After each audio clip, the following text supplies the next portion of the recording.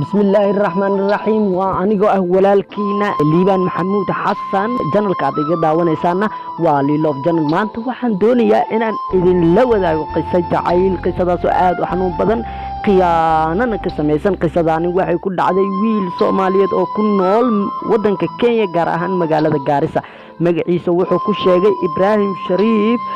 wuxuuna kamid yahay dhalinta ku xiran Love Channel Ibrahim dibkan waxa uu ku dhacay taariikhdu markay ahayd bishii labaad ee sanadkii 2009 soona gaartay 2012 waa maalinimo Arbaca bishii labaad ee sanadkii 2009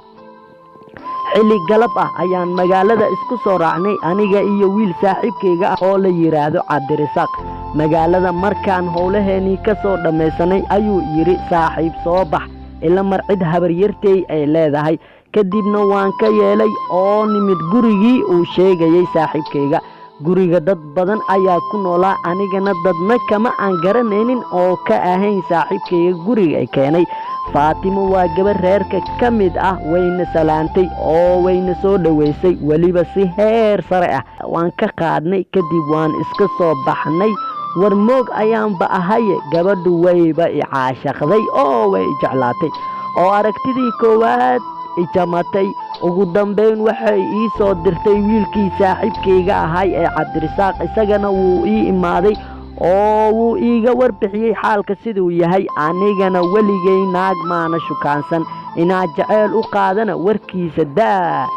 waayo da'deedu waxay ahayd 16 jir waan yaabanahay waan ka diiday laakiin argab badan kadib waan aqbalay mar uun inaan la kulmo habeen ayuu ii kaxeeyay Cabdirasaaq wuxuu igeeyay isla gurigii isla markii aan tagnay albaabka ayaan garaacnay waxaa naga furay Faatimo qudheeda kadib waxaan tagnay qolkii fadhiga kadib uu iskeen baray oo wuxuu yiri Ibrahim soo dhawow waa tan Faatimo adna abaayo waa kan wiilkii Ibrahim ahaa ee aad doonaysay kadib wuu naga baxay oo isku keen dhaafay aniga iyo Faatimo kadib Faatimo waxay ii soo bandhigtay jaceelkeedii diidma iyo muran ayaan kala hortagay isjiid dheer kadib waan aqbalay Faatimo iyo aniga habeenkaas waxaan ku heshiinay xiriir jacayl inaan bilaawno kadib xiriirkeeni wuxuu socdaba kalsooni iyo aaminaad isku qanacsanaan buuxda ayuu gaaray ilaa xilli uu midba midka kale la'aantii hal daqiiqo iska daayay si kima xitaa uu moogaan karin waxaan dhex mushaaxnay maalmihii naruurada farxad iyo jacaylka waxaan noqonay ul iyo diirkeed far iyo faraanti laba isku qanacsan laba aad iyo aad isku jecel lamaano lagu daysan karo kadib gacalisadeedii Faatimo waxay dhameysay iskuulka dugsiga sare muddo kadib maalin maalmaha kamid ah wiil ay qaraabo ahaayeen Faatimo ayaa wuxuu ka yimid xaggaas iyo Yurub wiilkaas oo Faatimo u sheegay inuu u qaadi doono wadanka Ingiriiska ee caasimadda London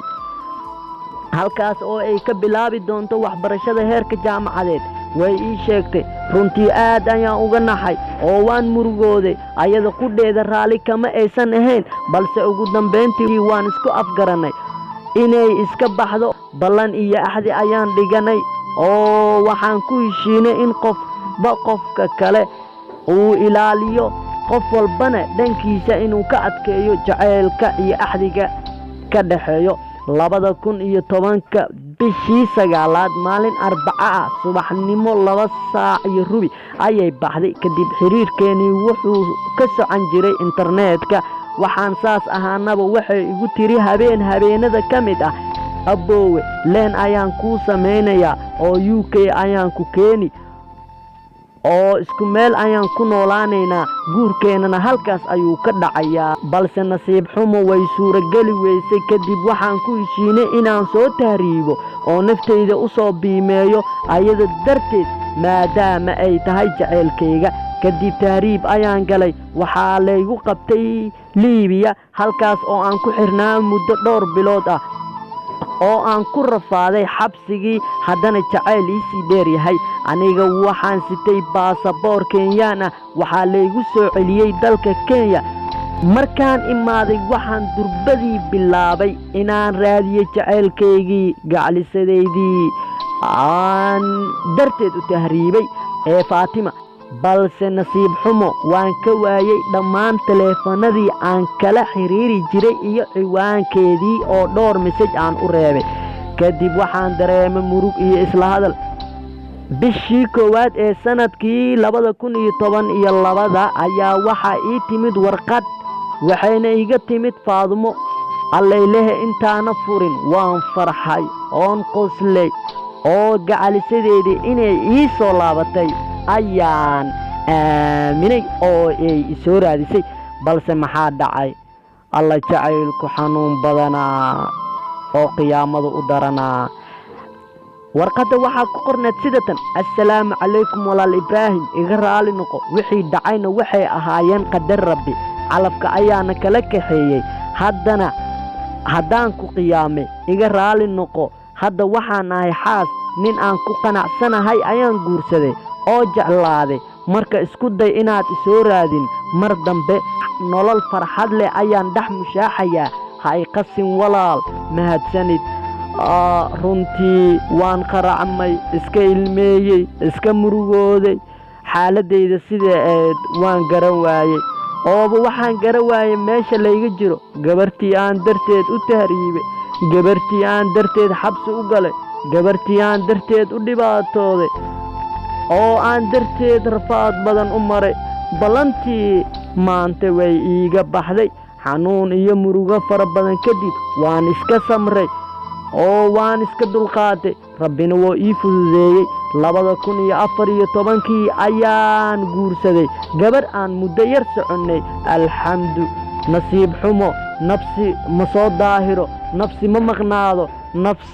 nafsi qofkii galo wuu ka soo baxaahe waxaa dhacday inaan guursado Faatimana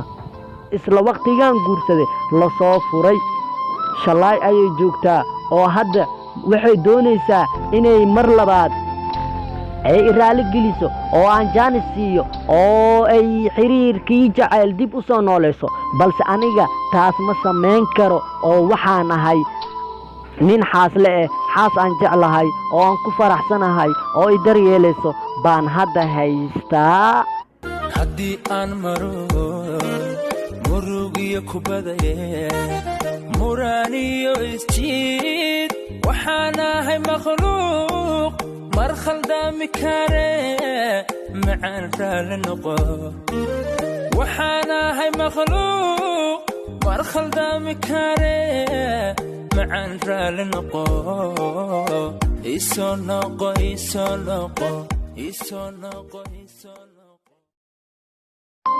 qisadani intaas ayay ku soo afmeerantay baliis waxaan ka codsanayaa si aad qisadan ka heshay inaad channelka Lilove Channel subscribe aad saarto like inaad ku dhamaamato gambaleelkan aad furto si aad u noqoto daawadaha ugu horeeyo sidoo kale dhammaan asxaabta waxaan u sheegayaa inta ku xiran channelka Lilove iyo inta ku xirnaan doonto qof walba fikirkiisa wuu noo soo diri karaa qisooyin haddii idinku dhaceen waa nala soo wadaagi kartiin lambarka shaashada idinkaga muuqdo WhatsApp-ka noogu soo dira wixii talo iyo fikrad iyo qiso aan noo haysin mahadsanidin